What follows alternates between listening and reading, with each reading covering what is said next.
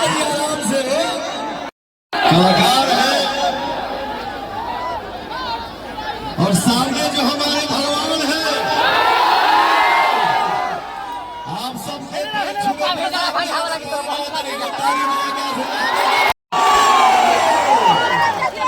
आज सबको चिंता सताने लगी है। क्यों भाई? काराकाट में एगो पवनवा ऐसा लड़का खड़ा बा चुनावी माहौल में सबके दिमाग लगमगा गई बा। किसी के लिस्ट में भी नहीं था। झगड़ा के बाद छोड़ दो भैया, कल्पना नहीं था कि काराकाट भी काराकाट से चुनाव लड़ेगा। मेरे ट्वीट के पहले